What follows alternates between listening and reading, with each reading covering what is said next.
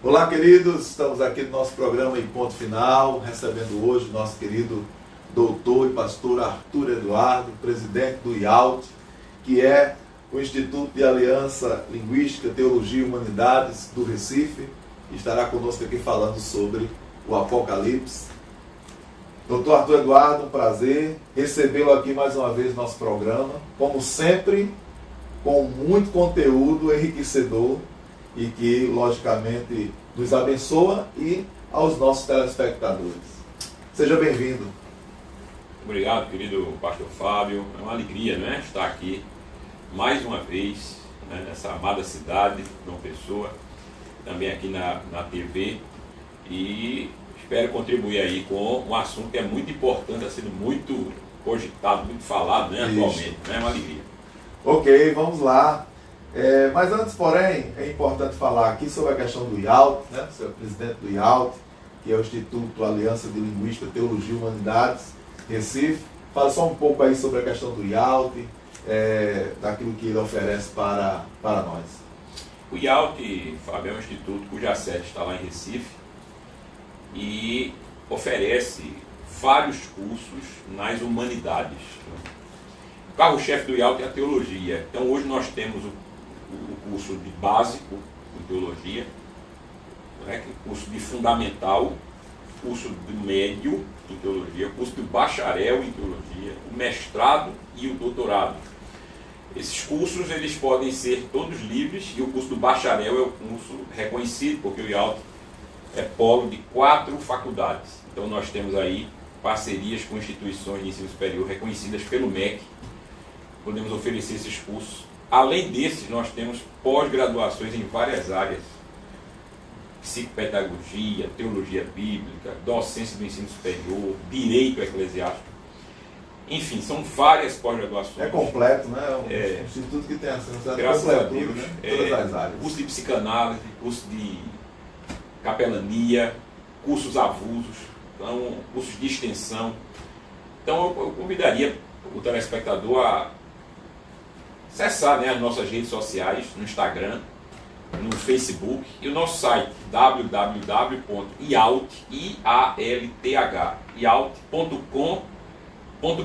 Né? Lá tem os telefones, os cursos, você pode acessar e nos seguir nas redes sociais também. Maravilha. Você pode seguir aí, acompanhar e observar, e quem sabe aí, ser um aluno do IALT. Mas vamos agora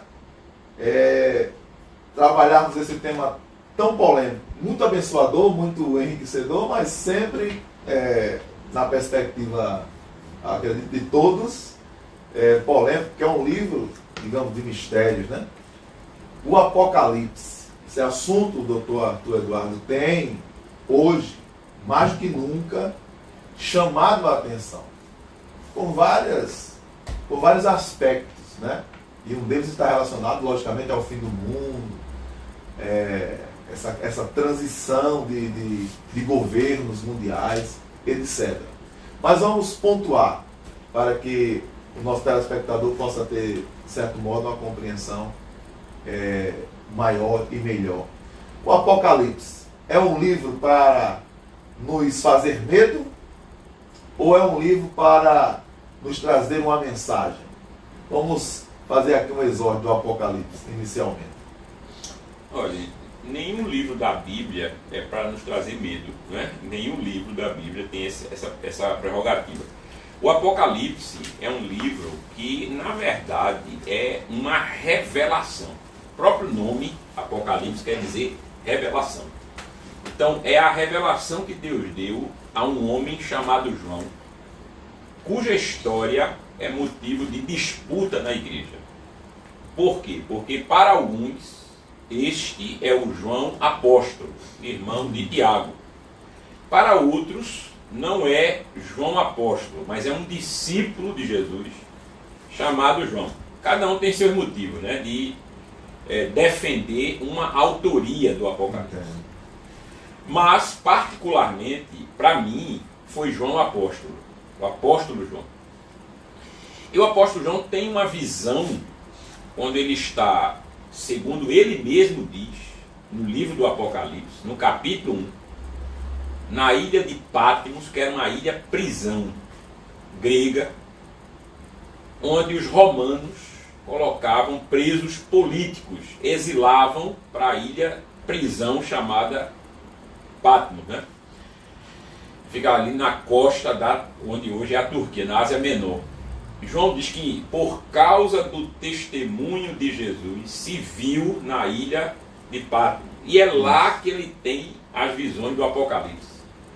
Então o Apocalipse ele é um livro que encerra, nós vamos falar sobre isso, uma mensagem, primeiramente, às pessoas daquela época. Isso está claro no Apocalipse quando o Senhor Jesus, falando com João, diz que ele registrasse as coisas que ele havia visto e as que são. E o Senhor Jesus continua dizendo, e as coisas que depois destas devem acontecer. Então tem claramente dois momentos no Apocalipse. Um momento que tinha a ver com a vida de João, com os seus dias, com a sua realidade imediata, e algo que tem a ver com uma sucessão de eventos que aconteceriam depois. Esse depois aí pode ser durante anos, ou décadas, ou centenas de anos, séculos, ou milênio. Então, depois é depois, não é? E no decorrer da nossa conversa aqui nós vamos pontuando melhor. Isso aí. A questão das igrejas, a mensagem de João, a mensagem do Apocalipse, as igrejas da Ásia Menor são 7. Por que 7? Alguns dizem que 7 relaciona a, no caso, se for um pensamento dispensacionalista e tal, de que cada um ali é um tempo da igreja. Sim. Na sua perspectiva, a mensagem é para determinado tempo, tipo Éfeso era para a igreja primitiva, Esmirna e tal, e aí vai, ou é uma mensagem geral para a igreja de todos os séculos? Qual a sua perspectiva a esse respeito? Veja, a ideia não é tanto dispensacionalista. O dispensacionalismo ele pensa mais a questão assim de eras desde o começo do mundo, em relação a revelação, aos pactos que Deus fez com o homem. Então há um entendimento de que há as dispensações, não somente baseadas nos pactos, né? Mas há as dispensações de Deus. Então, houve uma dispensação no passado, houve outra posteriormente, etc. A ideia ali, que nós falamos, inclusive, se fala com esse nome que você usou, dispensacionalista, tem a ver com a ideia de Darby, do século XIX, que entendeu, compreendeu, por uma intuição particular, que aquelas igrejas não estavam ali à toa. Então, além da mensagem a cada uma daquelas igrejas, Éfeso, não é?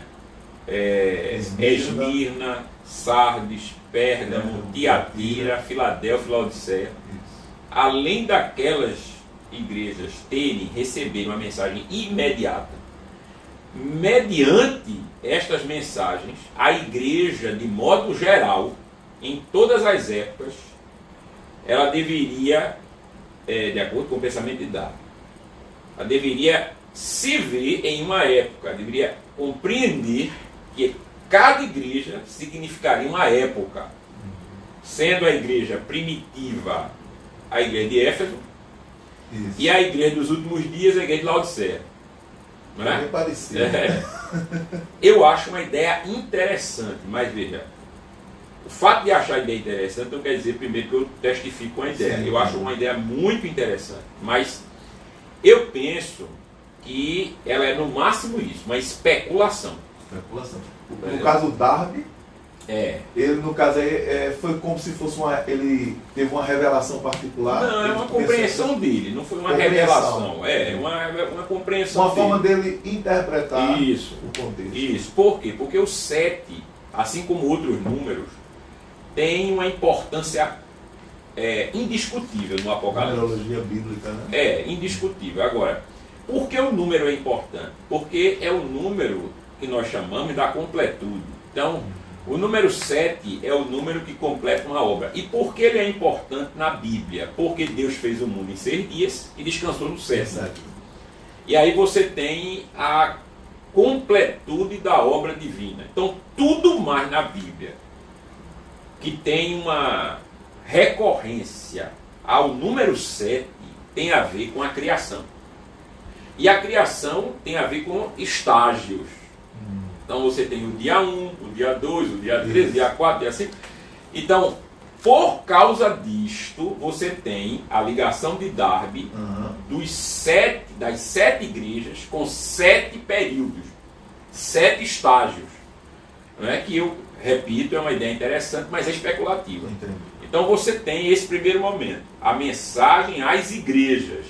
E depois você tem a mensagem realmente que são, vamos dizer assim, as mais controversas do Apocalipse, que se iniciam a partir do capítulo 4, que é quando João começa a ter visões, ele vê uma porta aberta no céu, capítulo 4, logo no primeiro versículo, e uma voz dizendo, subi para cá, porque eu te mostrarei as coisas que depois destas devem acontecer. Então você tem ali as coisas que são, nós entendemos assim, futuras.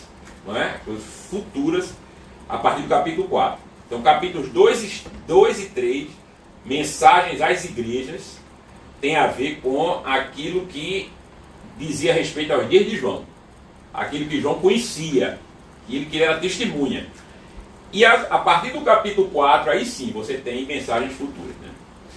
O anticristo, sim. Que é um assunto extremamente relevante. Sim. E que nos dias atuais, de forma muito ampla, está se falando a respeito, até mencionando nomes e tal, etc., com adventos de várias tecnologias, domínio de população, etc. Essa questão do anticristo, marca da besta, sim. Na sua perspectiva de estudo, logicamente, o senhor que é teólogo, estudioso do assunto, com a sua perspectiva sobre o anticristo, um homem, um sistema, como se dará essa manifestação do dito anticristo que a Bíblia menciona? Olha, para mim a Bíblia é claríssima no Apocalipse. A besta que emerge do mar, o mar ali é causado pelo próprio Satanás, no capítulo 12, quando ele abre a boca e persegue uma mulher que João vê, segundo ele, vestida de sol, com a lua debaixo dos pés e 12 estrelas sobre a cabeça. Essa mulher dá à luz a um filho que vai reger as nações para sempre. É obviamente Jesus. Depois a mulher é transportada para um deserto e um dragão, que é identificado como o diabo, que é lançado na terra, persegue a mulher e abre a boca e surgem águas como de um rio. E essas águas elas são represadas divinamente por Deus para que a mulher não seja atingida. Isso ele diz no capítulo 12. No final do capítulo 12, João vê o dragão se pondo em pé sobre a areia do mar. Que tem tudo a ver com essa imensidão de água que sai do próprio dragão, dele mesmo. Do mar surge uma besta com 7 cabeças e 10 chifres. Essa besta tem o corpo de leopardo, os pés de urso, a boca de leão. No capítulo 17 do Apocalipse, é dito que esta besta, ela que saiu do mar, ela sai de povos, nações e línguas, porque o mar, no capítulo 17, é identificado este mar com povos, nações e línguas. Então você compreende ali que quando o dragão abriu a boca para que as águas viessem a destruir a mulher, ele estava se valendo de povos, nações e línguas. Um mar de gente. Um mar de gente. E a mulher é identificada como Israel. Israel que depois tem um contraponto, que é outra mulher que aparece vestida de escarlate sobre a besta, que é identificada no Apocalipse. A Igreja Católica menciona que essa mulher, no capítulo 12, seria Maria, seria, né? Maria, seria Maria, mas não tem muito a ver, porque a mulher, a Bíblia diz que o dragão vai persegui-la, continua perseguindo, e o restante da sua descendência. Isso. Então, se os católicos defendem a virgindade perpétua de Maria, aí já entraria em contradição. Não poderia ser, né? Então, a besta que surge é identificada no Apocalipse 17 como sendo uma sucessão de reis. Cada cabeça é um rei. E a Bíblia diz que a própria besta, no capítulo 17, que tem 7 cabeças e 10 chifres, a própria besta é o 8º rei. Então você tem 7 reis com as 7 cabeças e ela própria é o 8º. Então, ao mesmo tempo, a besta é um sistema, um império com uma sucessão de reis, e ela mesma encarna a figura de um homem, que ela própria vai ser identificada como o 8º rei, depois desses 7. No capítulo 13 do Apocalipse, surge uma outra besta, que emerge da terra, que tem a aparência de cordeiro, mas fala como dragão. Essa besta que emerge da terra, ela é uma figura religiosa. Cria uma estátua e faz com que essa estátua fale e faça morrer aqueles que não querem adorar a besta. Então é nitidamente um idólatra, uma figura religiosa, não é? E aí entra o Apocalipse 13, 18, que diz: aquele que tem entendimento, calcule o número da besta, porque é número de homem. E o seu número é 666. Então veja, este número, que é o número da besta, ele tem uma associação direta e inequívoca com a pessoa de Salomão. Por quê? Porque em 1 Reis 10, 14, você tem o seguinte, que os reis vinham, sentavam-se aos pés de Salomão para ouvir a sabedoria, e você tem assim na Bíblia: anualmente, a quantidade de talentos de ouro que se traziam a Salomão era de 666 talentos de ouro. Isso lá em Reis? 1 Reis 10, 14. Interessante, nunca tinha observado isso. Então eles traziam, porque anualmente se trazia 666 talentos de ouro para aquele Salomão. Número fixo. Porque não é 665 ou 667. Porque é 666, não é? Primeiro que os reis começaram a entender que a sabedoria de Salomão era tão vasta e grandiosa que eles davam presentes a Salomão como se ele fosse divino. Curiosamente, logo depois dessa passagem em Reis, Salomão apostata. E começa a criar templos para os deuses das suas esposas. E ele faz, olhe bem, observe bem, o grande rei Salomão faz um templo a Moloque. O sacrifício a Moloque envolvia crianças. Ao que tudo indica, houve sacrifício infantil nos dias de Salomão. Os judeus têm uma interpretação totalmente diferente, baseada no Talmud, para essa passagem. Eles dizem que ali o anjo, um demônio, chamado de Belial, toma a forma de Salomão e prende Salomão, e eles não admitem que foi Salomão que apostatou, entendeu? Entendi. E eles baseiam a sua crença nessa tradição do Talmud, que passa a ser também a tradição oral, né? Mas a Bíblia é clara, ali foi Salomão que apostatou. Literalmente. Agora, o número 666 está presente ali nos talentos de ouro, por quê? Porque para falar assim, bem objetivamente, o número 6 tem a ver com a figura humana, porque 6, o homem foi criado no 6º dia. Isso não tem nada a ver com esoterismo judaico, esoterismo bíblico, não. Isso é uma questão realmente de associação simples de alguns números da Bíblia com alguns fatos da Bíblia. números e fatos. Por exemplo, o número 40 é importante porque Moisés passou 40 dias no Monte Sinai, recebendo a lei de Deus, e depois Israel passou 40 anos no deserto. O número 12 é importante porque Jacó teve 12 filhos. Isso. Então os números remetem-se a fatos. Isso. Não são importantes por causa disso. Não há um poder dos números, não há nada disso.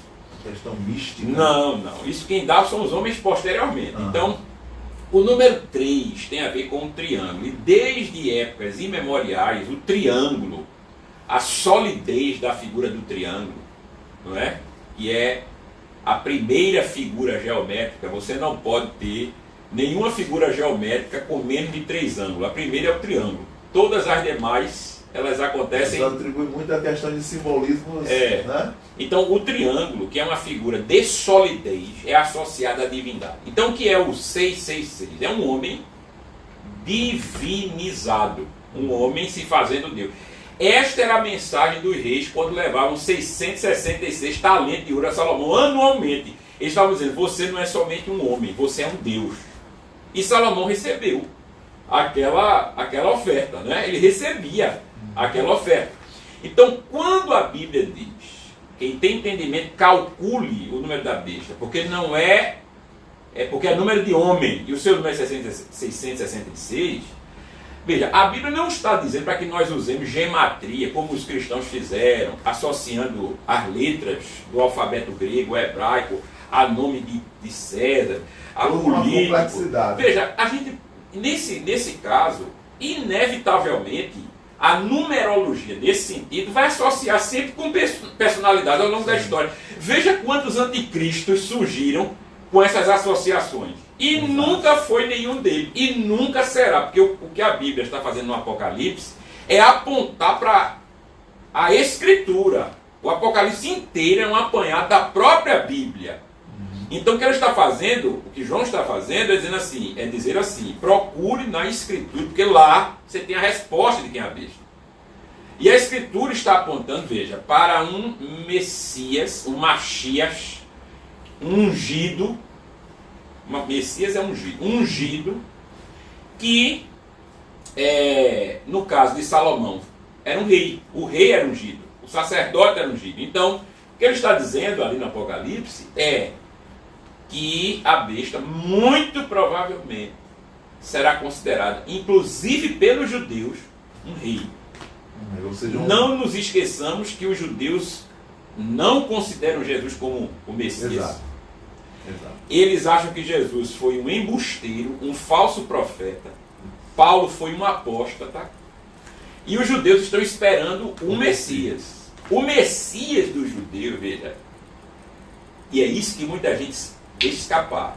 O Messias dos judeus será considerado rei. Ele será um político religioso, duas coisas em um. Isso. Agora veja, para os judeus, ele é muito mais uma figura de liderança civil.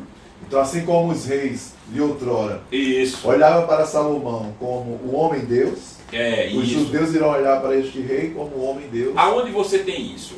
Você tem isso clara e inequivocamente numa profecia de Paulo, em 2 aos Tessalonicenses, capítulo 2, que diz que a nossa reunião com Cristo não acontecerá sem que antes venha a apostasia e se manifeste o homem da perdição, o filho da perdição, o homem da iniquidade, veja, que se levanta contra tudo que se chama a Deus ou se adora, de modo que se assentará no templo de Deus, ostentando-se como se fosse o próprio Deus. Em algumas versões você tem dizendo assim, no trono de Deus, no templo de Deus, ostentando-se como se fosse o próprio Deus. Somente uma pessoa fez isso na história. Levou o seu trono e consagrou o templo que ele fez, sentado em seu trono, de acordo com 2 Crônicas, que foi o rei Salomão. O rei Salomão, ele levou o seu trono na consagração do templo, sentou-se diante do povo, consagrou o templo, e ali foi um momento bendito, um momento abençoado, foi antes da apostasia dele. Então veja, quando você pega estas associações de Tessalonicenses, do Apocalipse, com 666 surgindo lá no Apocalipse e lá em Reis, associado a Salomão, você observa coincidências demais, entendeu? São muitas coincidências. Então, quem é a besta? Para mim, a besta é alguém que os judeus considerarão rei e Messias. Falando assim, objetivamente, para os judeus será um rei e um Messias. E quando você vê a figura do anticristo no livro do Apocalipse, quando ela aparece, por exemplo, ela aparece antes com a abertura dos selos de um livro que João vê no céu. A primeira figura que surge com a abertura do primeiro selo é o cavaleiro de um cavalo branco, que é lhe dado uma coroa, um arco, e ele sai vencendo para vencer. Ou seja, é a figura de um rei. Sim. Ele é seguido por um cavalo vermelho, que é o cavalo da guerra. Depois vem o cavalo preto, que é o cavalo da escassez. E depois vem um cavalo verde e amarelo, esverdeado, que é o cavalo da morte. Veja, esta figura proeminente não é o Cristo, é um falso Cristo. Então, você vê sempre associada ao anticristo no Apocalipse a realeza, a figura de um rei, que é justamente o que os judeus hoje estão esperando. Maravilha. Estamos falando aqui com o doutor Arthur Eduardo sobre o Apocalipse e confesso que assim algumas argumentações bem interessantes e que eu não tinha de fato ainda ouvido sobre essas questões que são muito interessantes e assim observamos que há um sentido bem interessante questão bíblica. Eu acredito que você que está aí também vai estar, e está, aliás, bem, digamos assim, espantado com algumas coisas que você ouviu aqui. Estamos no nosso programa em ponto final. Nós queremos ir para o próximo bloco e contamos com a sua audiência. Estamos de volta no nosso programa em ponto final. Um assunto muito pertinente, Apocalipse. O doutor Eduardo está trazendo aqui várias argumentações a respeito que são de grande relevância, muito importantes, e que eu tenho certeza que você que está em casa aí está realmente saboreando conhecimento a respeito deste assunto tão importante. Doutor Arthur Eduardo, continuando aqui sobre o anticristo, e aí você fala que esse anticristo será um rei, que os judeus irão reconhecê-lo, ele será certamente um político religioso, algo do tipo. Como você relaciona a manifestação do anticristo nos dias atuais? Tipo, se fala muito que o anticristo já está entre nós. Como isso se dá? Especulação? Há possibilidade bíblica para isso? Os acontecimentos indicam isso?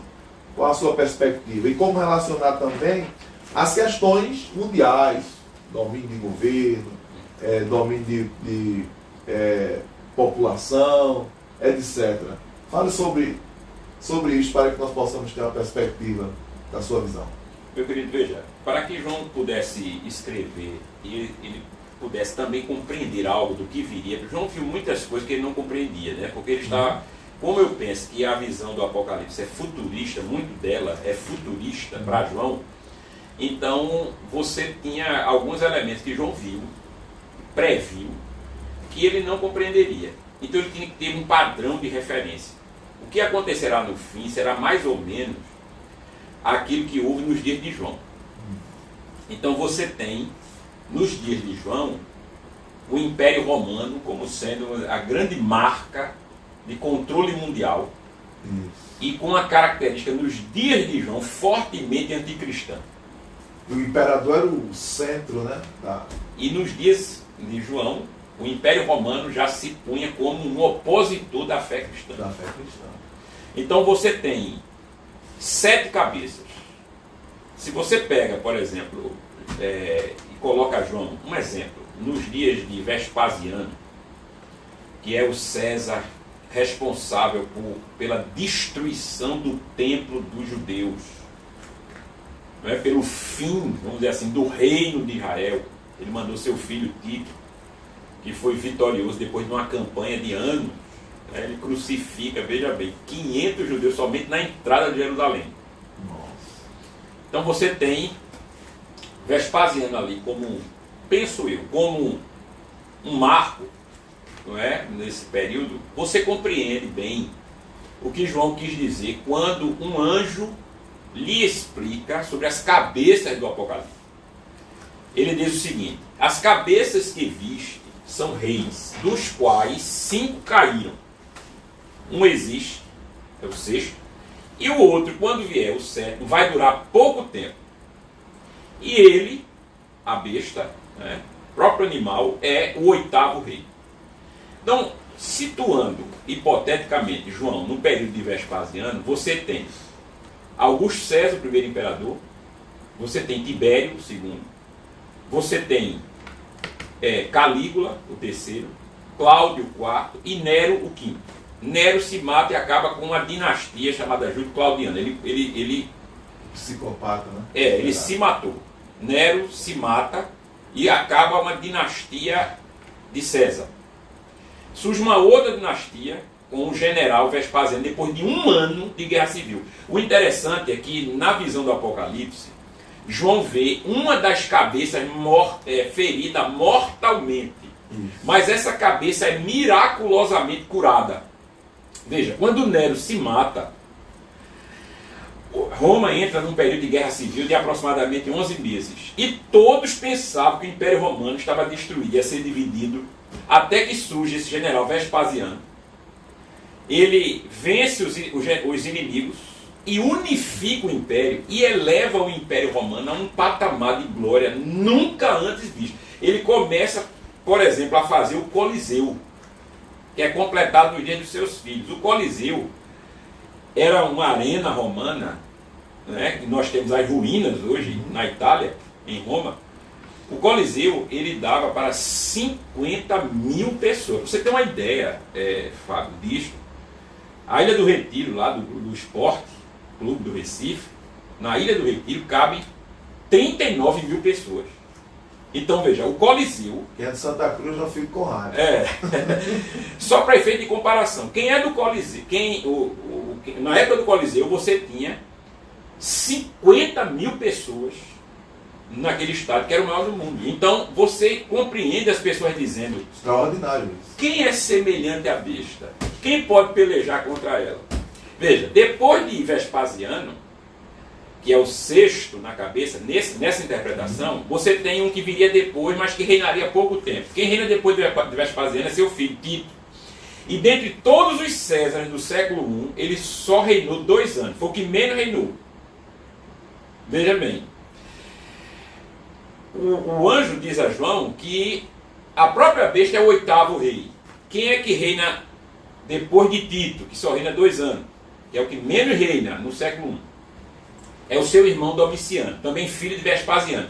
E o interessante não é isso, é que o anjo diz assim, que o 8º rei, que reina depois desse 7º, provém dos 7.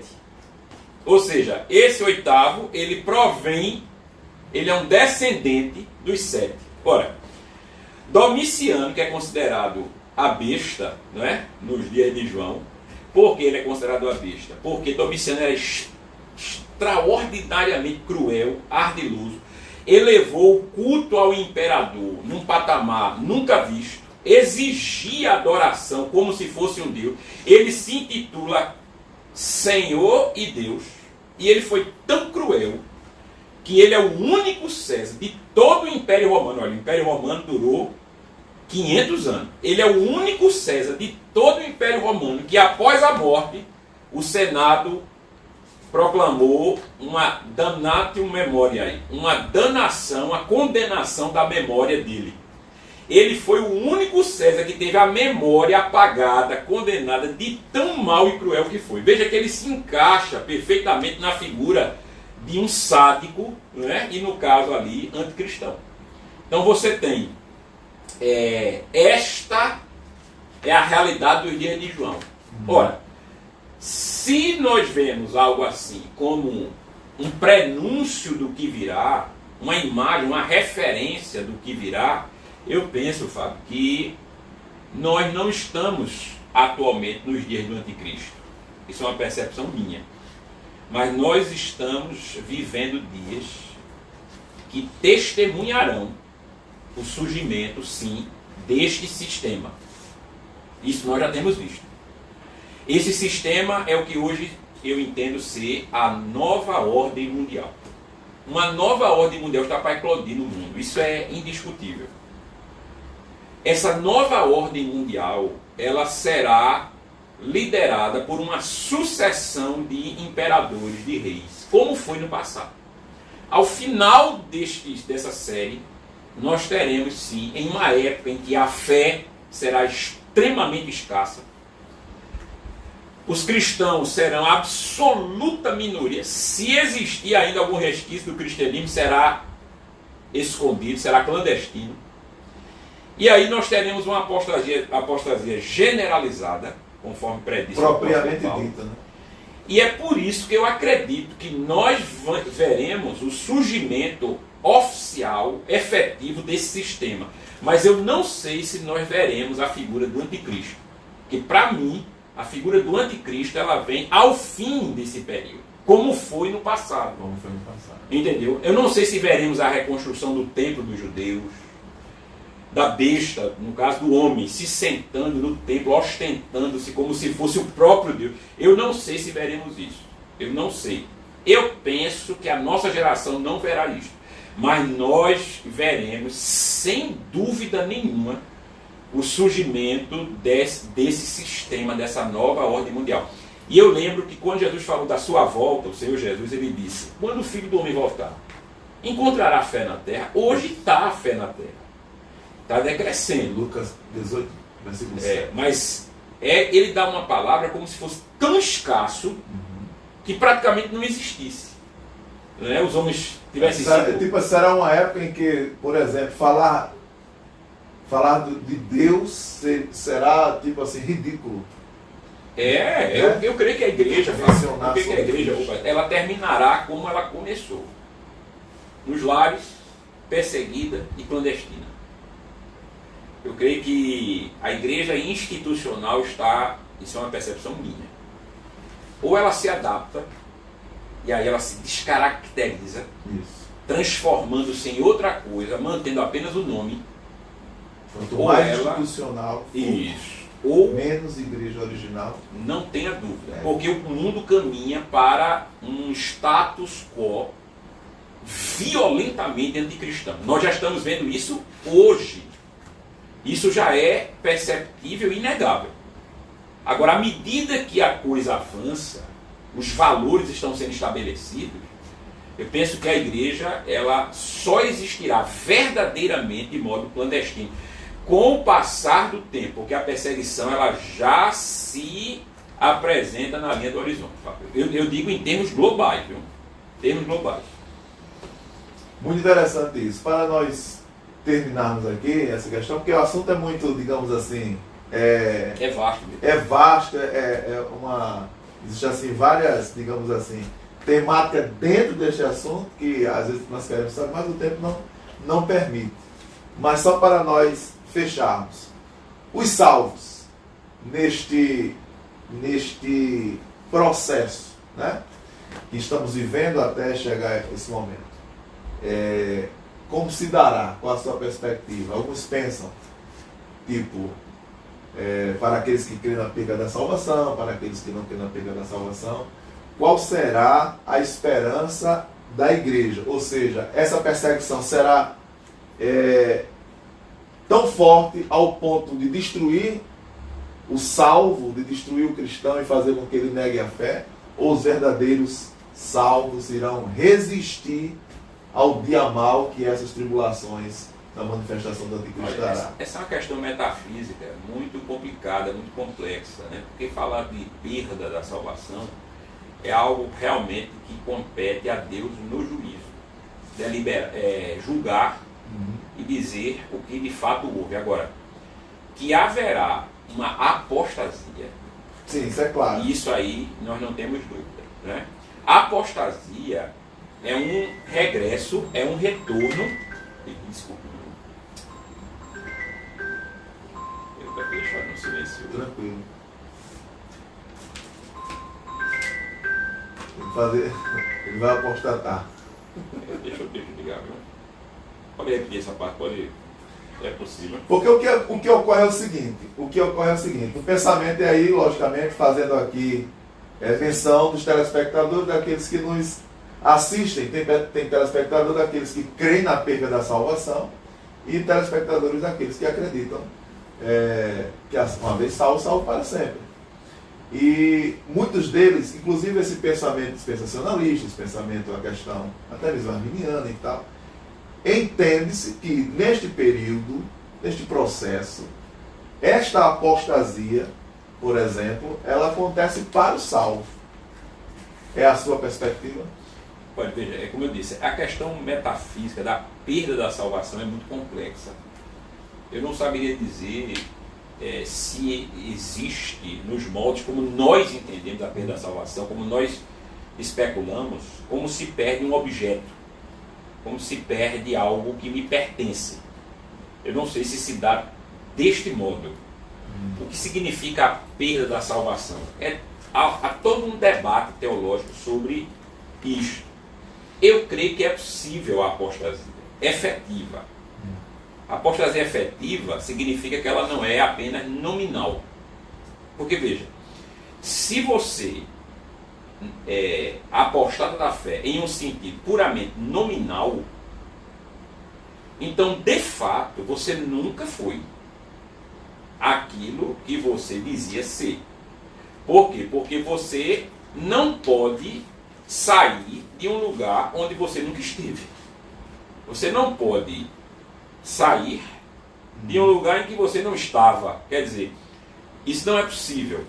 Quando a Bíblia abre a possibilidade de você, de fato, perder algo, cair de um local, de você não estar mais em um ambiente onde você estava, abre-se para mim, logicamente, a possibilidade de você ter estado ou experimentado um estado X e agora se encontrar em um estado Y. Mas isso de fato, compreende? Não apenas de modo nominal. Então, quando você observa uma palavra feita de João, o apóstolo João, quando na primeira carta diz assim: saíram dos nossos, eu iria lembrar desse momento, porque nunca foram dos nossos. Se fossem dos nossos, permaneceriam conosco. Veja, aquela ideia, entenda, Fábio, de saíram do nosso meio, porque nunca foram dos nossos, ele está se referindo ali, no contexto, a líderes que já chegaram ensinando uma heresia. Por exemplo, que Jesus não viera em carne. Esses homens, às vezes eram acolhidos, às vezes eles não eram acolhidos, eles eram expulsos. Então, os homens que vieram ensinando heresias e não foram acolhidos pela igreja e saíram do meio da igreja, foram expulsos, vamos dizer assim, do convívio da igreja, eles saíram porque de fato nunca haviam sido. Então eles já vieram não eram os líderes verdadeiros. Já vieram com heresia. E por que eu digo isto? Porque nesta mesma carta, João diz assim: provai os espíritos. Capítulo 4, verso 1. Todo espírito que afirma que Jesus não vem em carne, não provém de Deus. Tá certo? É um espírito do anticristo. E ele diz que muitos profetas, falsos profetas, têm surgido no meio de vós. Já existe vários. Então veja, o camarada, ele já viera antes com esse espírito. É expulso porque ele não se dobrou à verdade. Então veja, não é alguém que está na igreja, de repente sai, ele sai porque nunca foi. Sim, entendeu? É alguém que já veio não sendo, permanece na igreja e sai da igreja porque não aceitou a verdade. E aí João diz: se fossem dos nossos, teriam permanecido conosco. Mas porque não são, Foram embora. Então, a Bíblia, para mim, ela segue uma lógica, tá certo? Essa lógica, ela não pode ser destruída, veja, pela minha interpretação. Não, ela tem uma lógica e é a ela que a minha racionalidade deve se adequar. Então é muito difícil você falar de uma apostasia efetiva se de fato, efetivamente, não houvesse a possibilidade da perda. E é por isso que o Apocalipse fala tanto de perseverança, de firmeza, de constância. Aqui está a fé e a perseverança dos santos.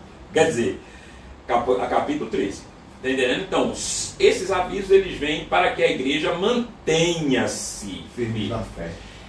Se você olhar as cartas do Apocalipse, a mensagem é a mesma: ser fiel até a morte. Ao que vencer, ao que vencer, ao que vencer, ao que vencer, ao que vencer. Todas elas você tem Jesus com essa mesma fórmula: ao que vencer, ao que vencer, ao que vencer. No sentido de todos vocês estão correndo, mas preste atenção para que todos cheguem ao fim, todos vençam, não é? Então essa palavra que tem o intuito de preservar, de estimular a perseverança, ela não está ali à toa, está entendendo? Então eu penso que isso é muito forte, inclusive no Apocalipse. Maravilha. Nós ficamos assim com vontade de quero mais, mas o tempo não nos dá. Queremos agradecer demais, mais uma vez aqui, ao nosso querido Dr. Arthur, presidente do IALT, por ter vindo aqui participar do nosso programa em Ponto Final. E aí nós queremos pedir a ele que pedimos a ele gentilmente, que deixe uma palavra aí, logicamente rápido, para os nossos telespectadores. A última palavra aí também deixa o convite sobre a questão do IALT. E o contato e as redes sociais. Está certo. Palavra é remetendo-nos àquilo que foi dito no começo, no início. O Apocalipse não é um livro para dar medo, trazer medo, angústia. O Apocalipse é um livro de esperança. Por quê? Porque ao fim, o Senhor Jesus voltará, destruirá o falso profeta, a besta. Ao fim, lançará o diabo e seus anjos no lago de fogo e enxofre. E os salvos herdarão a terra, terão os seus corpos glorificados e viverão com o Senhor eternamente. Louvado seja o nome do Senhor. É nesta esperança que nós devemos nos fiar. Essa é a palavra que eu deixo para todos os telespectadores, né? E para quem quer aprofundar-se, principalmente na teologia, procure o IALT. O IALT hoje é um dos institutos, né, creio que é o instituto que mais cresce ali em Pernambuco. Nós temos alunos do Brasil, tudo, porque também temos cursos à distância. Abrimos polos, estamos abrindo polos em várias cidades, Deus seja louvado por isso. E nos procure. O telefone do IALT é 81 30 33 50 04, é o telefone fixo. E o WhatsApp do IALT é o 81 996836705. Nosso site aí é o www.ialt.com.br. Nós estamos aí no Instagram, né? Nós estamos no Facebook. Nos procure, eu tenho certeza que você vai alegrar-se estudando teologia no IALT. Que Deus abençoe, Fábio.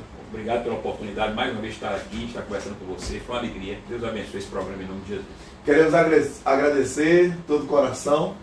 Sempre uma honra tê-lo aqui e sempre um bate-papo muito enriquecedor. Deus abençoe. Nós queremos agradecer também você pela sua audiência, que você possa seguir lá as redes sociais do IALT e também as nossas redes sociais, TV Ponta dos Seixos, que você possa ir lá no Facebook, no YouTube, no Instagram e possa seguir, e também as nossas redes sociais lá. Sou Fábio Amador. Que Deus te abençoe e até o próximo programa no nosso E Ponto Final.